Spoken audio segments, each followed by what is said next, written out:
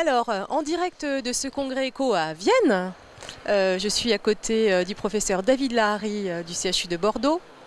Il y a combien de jours? 3 jours qui se sont passés, hein. On est bientôt à la fin du congrès éco. Demain, c'est terminé. Alors, David Lahari, dites-nous un petit peu les points essentiels de cette fournée éco 2018. Alors c'est toujours un congrès où il se passe beaucoup de choses. Je crois que cette année, il n'y a pas eu d'événement majeur, de tournant majeur avec une communication scientifique qui a vraiment qui ferait changer la pratique. Mais on voit quand même des tendances importantes dans le monde des maladies inflammatoires. Alors la première, c'est l'arrivée des biosimilaires. Alors on a connu ça avec l'infliximab, le Remicade. Et puis là, très bientôt, on va avoir les biosimilaires de l'Humira, l'adalimumab. Et là, clairement, on sent une pression commerciale assez importante, avec en regard pas tellement de données scientifiques. Alors, parce que ces médicaments ont été surtout développés en rhumatologie. Alors là maintenant, le travail qu'on va avoir dans les mois qui viennent, parce que je pense que ça, on les aura d'ici la fin de l'année, ces biosimilaires de l'Humira, le travail qu'on va avoir dans les mois qui viennent, mais aussi bien après leur mise sur le marché, et ça va être de voir un petit peu comment est-ce que ces médicaments-là vont trouver leur place, et puis comment est-ce qu'on va expliquer aux malades, qu'il y a aussi des critères économiques qui rentrent bien sûr en ligne de compte.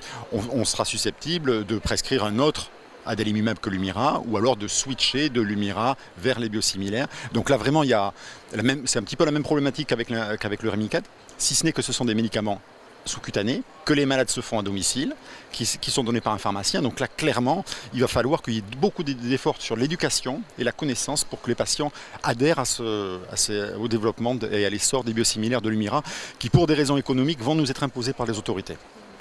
Donc clairement, par exemple, si vous prescrivez de l'Humira, il est possible quand même de retrouver une boîte de biosimilaires dans sa pharmacie? Alors, le pharmacien n'aura aucune latitude pour changer la prescription du médecin. En revanche, si le médecin a prescrit un adalimumab qui n'est pas l'Humira, à 1, 2, 3, 4 ou 5, parce qu'il va y en avoir beaucoup qui vont arriver, à ce moment-là, le pharmacien devra suivre la prescription du médecin. Mais si c'est un patient qui était auparavant sous Humira, et que le médecin n'a pas pris le temps d'expliquer exactement que ce nouveau médicament, c'était un biosimilaire, qu'est-ce que c'était un biosimilaire, quelle était son efficacité, ses inconvénients, etc. Il est probable que le malade, une fois rentré chez lui, au moment où il se fera l'injection, il va avoir des doutes, des craintes, et c'est ça vraiment sur lequel il va falloir qu'on marche ensemble, parce que ça va nous être demandé, et c'est une information nécessaire, indispensable pour les patients. Alors, autre point, le suivi de proximité de son patient. Alors, bon, c'est une tendance globale qui fait suite à la publication de l'essai Calme. Et on a vu tout un tas de présentations et de communications autour de la prise en charge des maladies chroniques et des maladies inflammatoires chroniques de l'intestin, plus spécifiquement ici à ECO, qui est en train de changer du tout au tout. Auparavant, il y avait un peu la médecine à la papa, celle qu'on m'a enseignée, celle que je pratique, c'est-à-dire qu'on voit des patients en consultation, on les examine, on regarde leurs examens, leur prise de sang de temps en temps, de loin en loin, et puis on fait des endoscopies, des IRM de plus en plus dans la maille de Crohn, et des endoscopies de plus en plus dans la RCH. Aujourd'hui, il semble quand même vraiment clair que quand on suit les patients de façon beaucoup plus régulière, autrement dit, le patient va nous informer sur l'évolution de ses symptômes de façon assez continue. Donc là, il y a par exemple c'est des systèmes de télémédecine. Quand on suit notre patient de façon plus objective, avec des biomarqueurs, la CRP, la calprotectine, qu'on va incorporer dans notre suivi, et il va falloir maintenant qu'on ait la calprotectine qui soit remboursée pour cela. À ce moment-là, on va sans doute pouvoir ajuster le traitement au fur et à mesure beaucoup mieux qu'on le faisait auparavant, quel que soit le traitement d'ailleurs, beaucoup mieux qu'on le faisait auparavant, parce qu'en voyant son malade tous les 3 mois ou tous les 6 mois, on réagit simplement au moment où on voit le patient. Donc ça, je pense que maintenant, il est démontré que c'est sans doute plus efficace.